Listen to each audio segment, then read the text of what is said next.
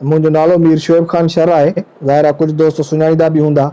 ऐं हिते हल्के में NA 204 वारो जेको हल्को आहे, इन में पहिरियों मुंहिंजो बाबा साहब ॾाढो सरदार हाजी आगा अहमद यार ख़ान शर इलेक्शन विढ़िया।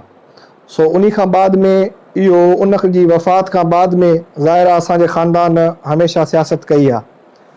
सो उन खां बाद में मां ऐलान कयो आहे NA 204 ते इंशाअल्लाह ईंदड़ जनरल इलेक्शन 2023 वारी जेको आहे उन ते NA 204 वारे तक ते इलेक्शन विढ़ंदुसि। ऐं ज़ाहिर आहे असांजे ख़ानदान जूं ख़िदमतूं आहिनि जेके ऐं असांजा परस्तार आहिनि, असांजे ख़ानदान जा परस्तार आहिनि, उन्हनि खे इंशाअल्लाह हाणे मायूस न कबो। असांजो पंहिंजो इन हल्के में तक़रीबन हज़ारनि जी तादाद में असांजी बिरादरी जो वोट आहे। ज़ाहिर आहे असांजी बिरादरी जा परस्तार आहिनि ऐं असांजा पंहिंजा परस्तार आहिनि, असांजे ख़ानदान जा परस्तार आहिनि। ऐं इंशाअल्लाह ताला उन्हनि जे जेको आहे उन्हनि खे मायूस न कबो। ऐं NA 204 वारो जेको तक आहे इन ते ईंदड़ इलेक्शन में इलेक्शन विढ़ंदुसि। ऐं इन में अगरि ॾिठो वञे त गुज़िरियल इलेक्शननि में बि असां हिकु ॿ इलेक्शनां छॾे ॾिनियूं आहिनि इन तक ते। सो हाणे जेको आहे त मुंहिंजी उमिरि थी आहे, सो इन तक ते इंशाअल्लाह NA 204 वारी ते मां इलेक्शन विढ़ंदुसि, जंहिंमें असांजी जेकी बिरादरी आहे उन में हज़ारनि जी तादाद में वोट आहे जेको असांजो इस्तेमालु थींदो ॿियनि खे। सो हाणे इंशाअल्लाह जेके असांजा परस्तार आहिनि ऐं असांजी बिरादरी जा परस्तार आहिनि, असांजा पंहिंजा पाड़ेसरी आहिनि, दोस्त आहिनि, भाइर आहिनि, उन्हनि खे इंशाअल्लाह हाणे मायूस न कबो। ॾिसो, अगरि इतिहाद कंहिंसां थियो त ज़ाहिर ॻाल्हि आहे उहे ॻाल्हियूं त बाद में आहिनि। ऐं कंहिंसां इतिहाद थिए थो या नथो थिए या कहिड़ी पार्टी जे थ्रू इलेक्शन विढ़िजे थी, उहो बाद जो कमु आहे। ऐं बाक़ी जेको आहे इतिहाद हाल फ़िलहाल असां ऐलान कयो आहे, छो त ऐलान जो मक़सदु इहो आहे त असांजी पंहिंजी बिरादरी जो हिते वोट आहे हज़ारनि जी तादाद में, उन वोट खे हाणे इंशाअल्लाह ख़ारिज ज़ाया न कयो वेंदो।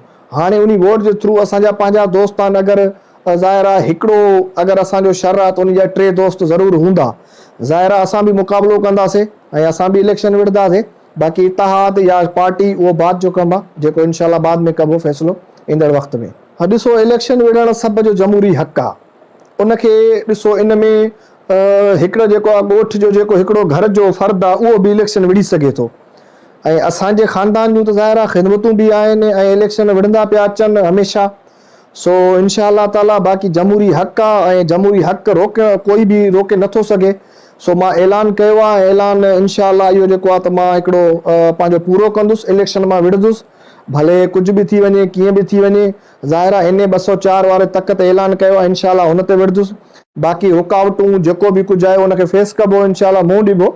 ऐं बाक़ी जेको आहे त जेके ॻाल्हियूं आहिनि उन्हनि खे बि इंशाअल्लाह वक़्त जे हिसाब सां जवाबु ॾिबो।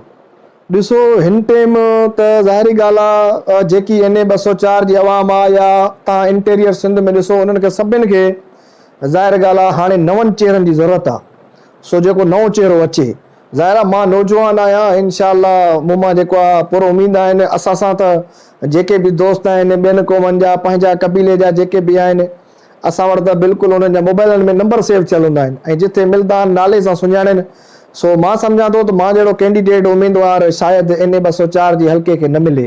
मुंहिंजो इहो आख़िरी फ़ैसिलो आहे ऐं इहो आख़िरी रहंदो। NA 204 ते इलेक्शन विढ़ंदुसि ऐं इंशाअल्लाह पंहिंजो जेको आहे उन्हनि खे मायूस न कंदासीं NA 204 जी आवाम खे। ऐं बाक़ी जेको आहे इलेक्शन विढ़ंदासीं, ऐलान कयो आहे, इंशाअल्लाह भरपूर हिसो वठिबो।